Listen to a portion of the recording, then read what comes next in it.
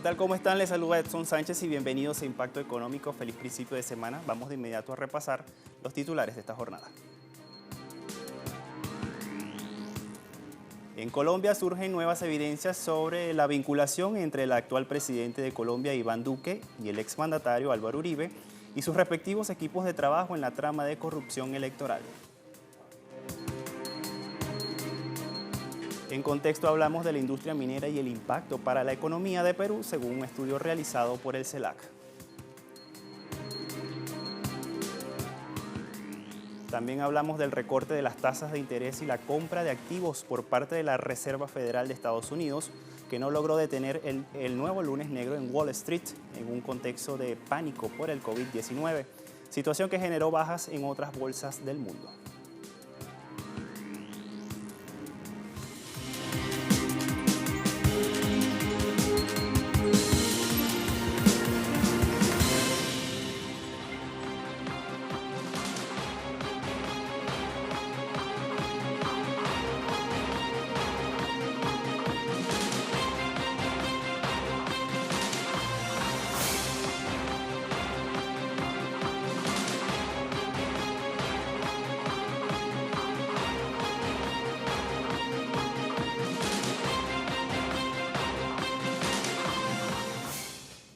La pandemia del coronavirus también causa estragos sobre el flujo comercial, que es considerada una de las aerolíneas más grandes de Latinoamérica. Estamos hablando de LATAM, el consorcio chileno-brasileño.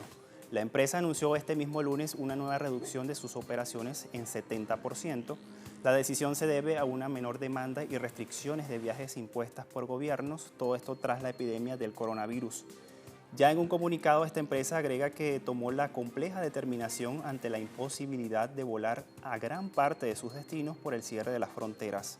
Si las restricciones de desplazamiento se amplían durante los próximos días, no descartan reducir aún más las operaciones. LATAM ofrece servicios aéreos a 145 destinos en 26 países, con presencia directa en Argentina, Brasil, Chile, Colombia, Ecuador y Perú. Posee una fuerza laboral compuesta por 42.000 personas, opera también 1.400 vuelos diarios y transporta a más de 74 millones de pasajeros al año.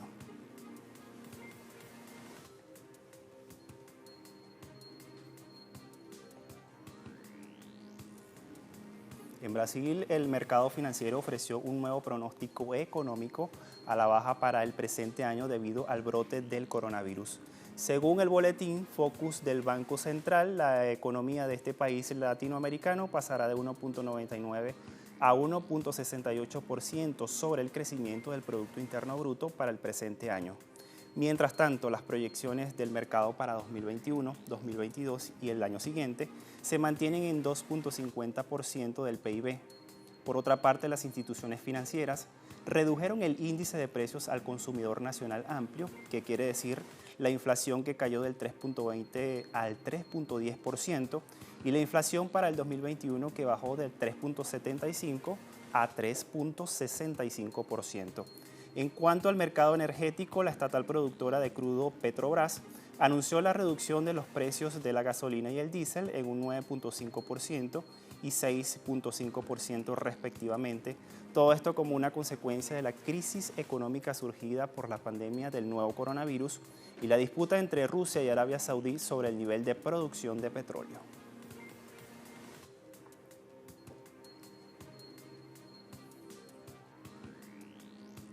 Bien, y varias cadenas de supermercados en Colombia están pidiendo a la población que guarden compostura a la hora de realizar sus compras de primera necesidad debido a la alarma que supone la propagación del coronavirus en todo el mundo.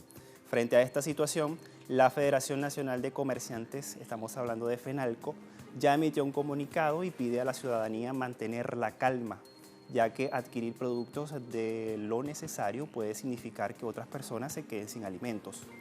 El gremio recomendó de esta manera reducir el número de personas por familia en los establecimientos, todo esto como una acción inmediata para evitar la asistencia masiva y aglomeraciones. Desde la presidencia de FENALCO aseguran que el sector comercio está haciendo todos los esfuerzos en coordinación con el gobierno nacional, además de las autoridades locales y sus proveedores, para satisfacer las necesidades de los colombianos.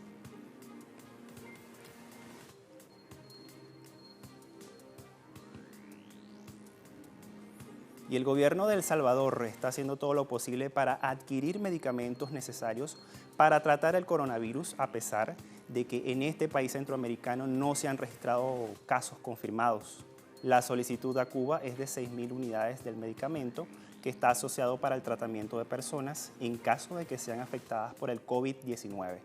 Las autoridades de salud salvadoreñas aseguran que el antiviral llamado interferón, producido en Cuba, es el mismo que ha sido utilizado en China y está permitiendo la recuperación de pacientes enfermos por el nuevo coronavirus.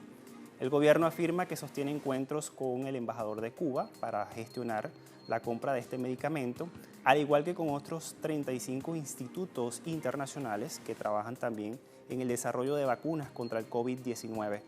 El fin de semana anunció el gobierno una inversión por el orden de los $70 millones en construcción de un hospital que será exclusivo para atender a las personas que están afectadas por el virus.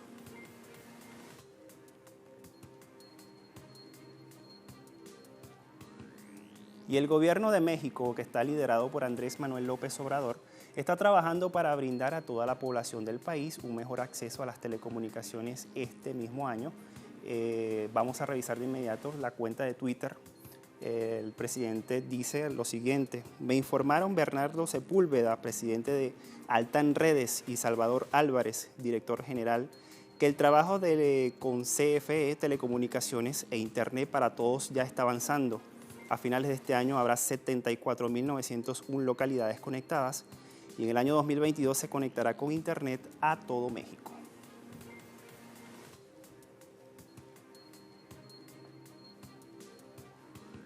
Y una nueva grabación filtrada a la prensa devela nuevas evidencias sobre la vinculación entre el actual presidente de Colombia, Iván Duque, y el exmandatario Álvaro Uribe y sus respectivos equipos de trabajo con una actividad de corrupción electoral. Una nueva grabación filtrada por el medio de noticias colombiano 1 devela nuevas evidencias sobre la vinculación entre el actual presidente Iván Duque, el exmandatario Álvaro Uribe y sus respectivos equipos de trabajo con una actividad de corrupción electoral liderada por el narcotraficante José Guillermo Ñeñe Hernández. Los audios fijaron conversaciones entre Hernández y María Claudia Caya Daza, ex asesora del expresidente Uribe, y entre esta última y María Mónica Urbina, esposa del Ñeñe. La conversación, fijada un mes antes de la elección en primera vuelta del 2018, gira en torno a varias violaciones de la ley, principalmente lo relacionado con una reunión que sostuvo el entonces candidato Iván Duque con 15 alcaldes del departamento de Magdalena a través del parlamentario Eduardo Rodríguez. Dicho encuentro fue advertido durante la conversación por Daza con Hernández, a lo cual este último le respondió diciendo que por eso el encuentro se había realizado en su casa. Durante la conversación es apreciable la cercanía y afabilidad existente entre Daza y Hernández, algo muy distinto a lo que se había dicho hasta ahora por la propia Daza, Duque y Uribe. En cuanto al presidente Iván Duque, Caya Daza refiere llevar la agenda del entonces candidato, evidenciando así su importancia dentro del aparato de campaña, algo negado de igual forma por el presidente y su equipo. En los audios también se hace referencia a negocios particulares sostenidos por Hernández con Adriana Castro, designada por Duque como embajadora colombiana en Rusia, antes de lo cual fungía como encargada de negocios en el propio país. De las grabaciones se infiere que el Ñeñe estaba comerciando con carne hacia el país euroasiático a través de Castro, a quien esto le está prohibido, dada su función de representación diplomática ante el Estado ruso. De la industria minera en Perú hablamos al regreso de esta primera pausa. No se aparte, volvemos enseguida.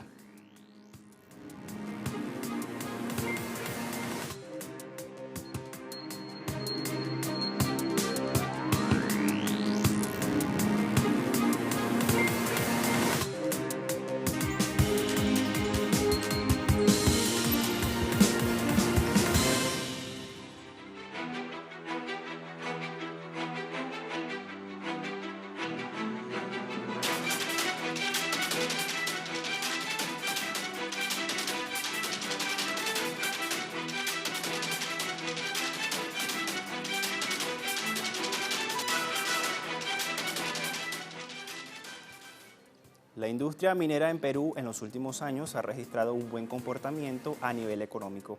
Esto lo destaca así un estudio realizado por investigadores del Centro Estratégico Latinoamericano de Geopolítica. Estamos hablando del CELAC, donde se aborda, entre otros temas, la renta minera al país y cómo ha sido su aporte real a la sociedad. De acuerdo a una investigación del Centro Estratégico Latinoamericano de Geopolítica, el CELAC, el modelo extractivo del Perú, a diferencia del de Canadá o el de Australia, es de viejo data. Sin embargo, las divisas obtenidas en Perú en años recientes por la industria minera no se transformaron en matriz productiva y la productividad laboral creció levemente. Pese al crecimiento económico en los últimos 20 años del modelo extractivo, los trabajadores siguen sin tener seguridad económica, viven en la informalidad y carecen de un sistema de pensiones que los proteja en la vejez. Perú es uno de los países con mayor riqueza natural del mundo. Por ejemplo, en cantidades totales de cobre y zinc, ocupa el tercer lugar mundial, sobre el oro el quinto lugar y la plata el primer puesto. Con el fin de ampliar la explotación de los minerales, en la década de los 90 se introdujeron reformas constitucionales y nuevas leyes que permitieron la exploración y explotación privadas. En 1991 se introdujo la Ley de Promoción de Inversiones en el sector minero y con ello se registró un crecimiento sostenido de la producción. Asimismo, a partir del boom del precio de los commodities, a comienzos de la década del año 2000, el crecimiento de la producción se aceleró apoyado por la inversión extranjera y las nuevas tecnologías. En 2005 la producción de minerales alcanzó el 13,9% del Producto Interno Bruto peruano, y en 2018 bajó a 11,8%. Pese a que la actividad aportara menos que la industria de los servicios al Producto Interno Bruto de Perú, cuyo rango alcanza el 49,6%, la importancia de la minería radica en el acceso a las divisas. Las exportaciones totales del país entre los años 2000 y 2018 aumentaron 605%, mientras que las ventas mineras lo hicieron 797% en dicho periodo, alcanzando una participación de 58,9% de los ingresos. Y en medio de este escenario de crecimiento, no cabe duda que la industria minera goza de buena salud. Sin embargo, cuando se trata de revisar los aportes fiscales del sector del Estado peruano, que es el dueño de los recursos naturales de este país, las cuentas no son tan favorables. El CELAC encontró algunas conclusiones que se las vamos a presentar a continuación. En general, la tributación a la minería en la década de los 90 fue marginal y con pequeños tributos. No fue sino hasta 2004 que se comenzó a cobrar la primera regalía minera, que tenía tasas de 1,2 y 3% sobre el valor de la venta de los minerales concentrados. La investigación CELAC indica que desde inicios del siglo XXI, las empresas mineras comenzaron a explotar de manera intensiva los recursos mineros del Perú, mientras en los 90 la producción de los principales minerales del Perú sumaba 4,4 millones de toneladas métricas anuales. Para 2010 la producción llegaba a 9 millones de toneladas métricas. Al efecto de los últimos años se suman los altos precios internacionales, con los cuales el Perú pasó a exportar en promedio de 2.200 millones de dólares anuales en los 90 a 9.000 millones de dólares en la primera década del siglo XXI. En un contexto de superlativa producción minera, precios altos y ganancias extras, se intensificó el reclamo de comunidades asentadas en lugares de explotación, al ver la afectación ambiental de la actividad y la gigantesca acumulación de riqueza de las empresas privadas. La legitimidad del modelo minero en Perú estaba en disputa, pero el lobby minero pujó para sostener la estructura excluyente y de baja repartición de rentas hacia el Estado. Para dar con el apaciguamiento del descontento popular, se creó el Programa Minero de Solidaridad con el Pueblo en 2006 y el Mecanismo de Inversión en Obras por Impuesto en el año 2008. En septiembre del 2011 se establecieron 3 nuevos instrumentos: una nueva regalía, el impuesto especial a la minería y el gravamen especial a la minería. No obstante, según el CELAC, existe un pacto transnacional que resguarda celosamente con leyes la estabilidad tributaria e impiden que el Estado peruano reordene el reparto de la renta minera. La alicuota de la nueva regalía oscila solo entre 1% y 12%, dependiendo del margen operativo, mientras que el impuesto y el gravamen especial varían máximo de 8,4% a 13,12% respectivamente, tarifas consideradas marginales. Y a la marginal tributación de las empresas de Perú se agrega la evasión directa del sector. La evasión de la minería ilegal informal habría alcanzado 1.742 millones de dólares durante el periodo 2003-2014.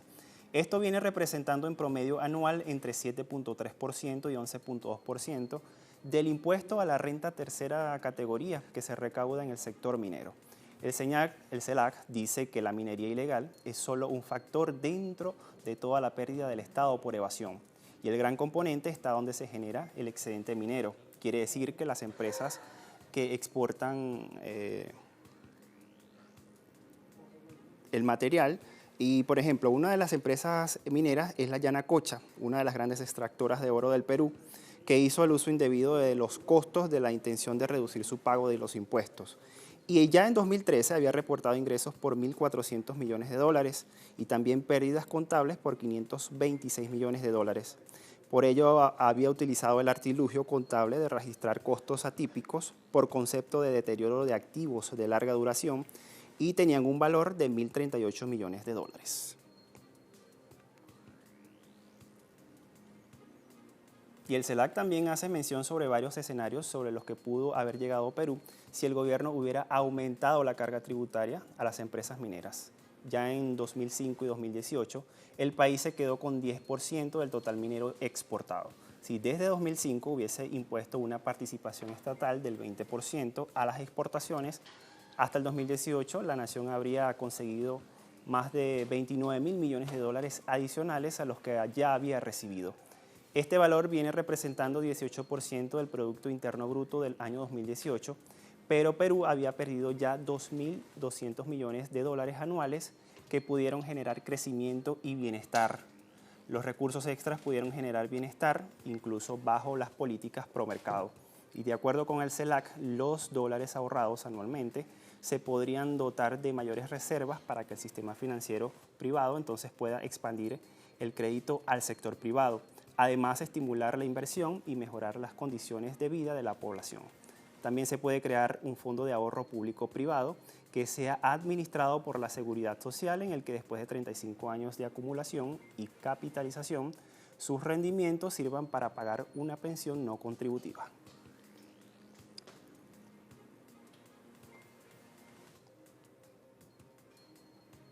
De la caída en las bolsas mundiales por el COVID hablamos al regreso de esta segunda pausa.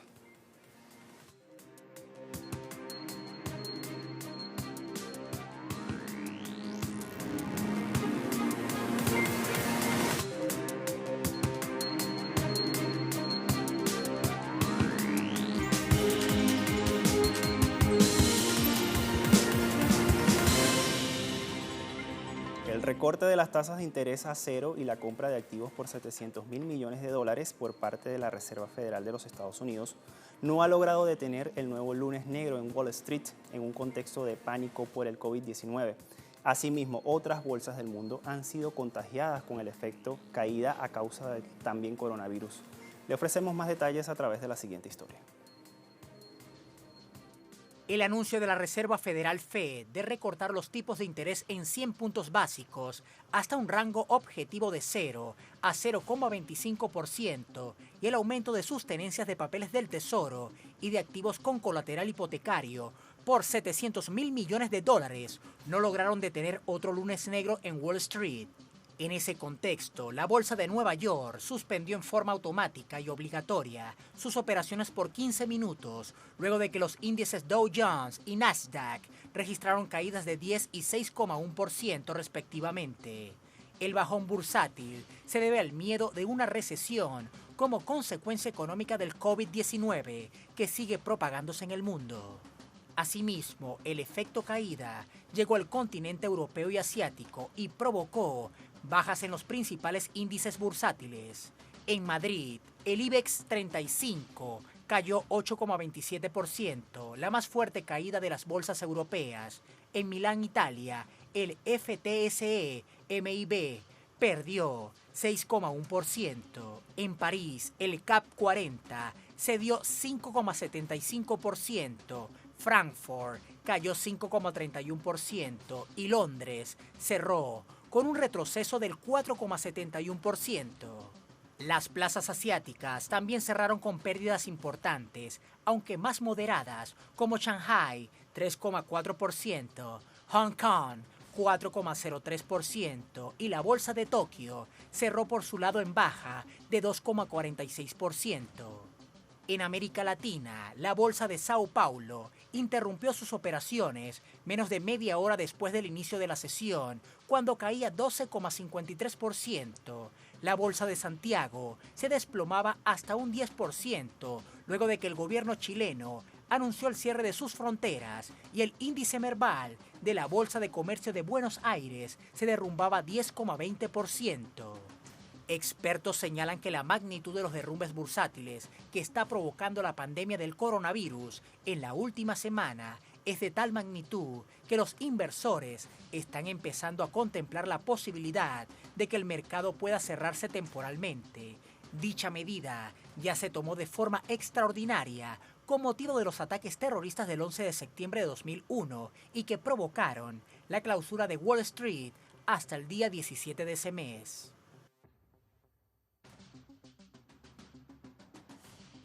Bien, y seguimos hablando del coronavirus, y es que esta pandemia también provocó que varias aerolíneas europeas aplicaran reducciones de su actividad ante la baja demanda de los vuelos a causa del COVID-19, que llevó a muchos países a restringir los viajes y pasajeros a anular sus vacaciones. La alemana Lufthansa anunció que reducirá hasta 90% sus capacidades, mientras que su filial Austrian Airlines optaba por suspender los vuelos desde el próximo jueves hasta el 28 de marzo. Asimismo, IAG, propietario de British Airways, Iberia, Vueling y entre otras, planeaban también recortar su capacidad en al menos 75% en abril y mayo. También el grupo formado por Air France y la holandesa KLM anunció que en los próximos 2 meses se reducirá entre 70 y 90% su oferta de asientos kilómetros, unidad que sirve para calcular el número de pasajes que ofrece una aerolínea. La Asociación Internacional del Transporte Aéreo ya advirtió que las aerolíneas podrán perder hasta 113.000 millones de dólares en ingresos este año debido al impacto de esta pandemia.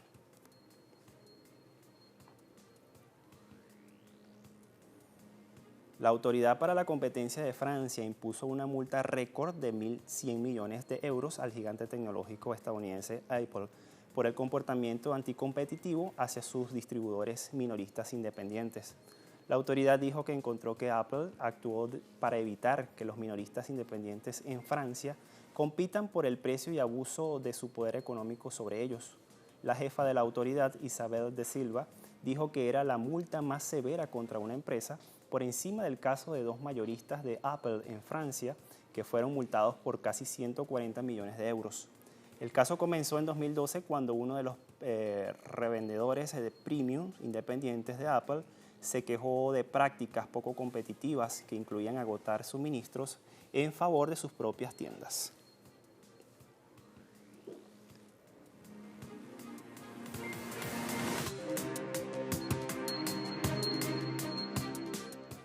Tiempo de revisar los indicadores petroleros al cierre de la jornada de este lunes.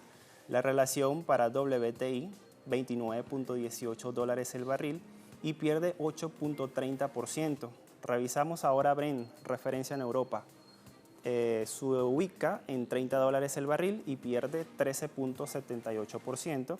Y tenemos también crudo venezolano, que está en este momento en 189.38 yuanes y tiene una baja de 89.97 yuanes al cierre de esta semana.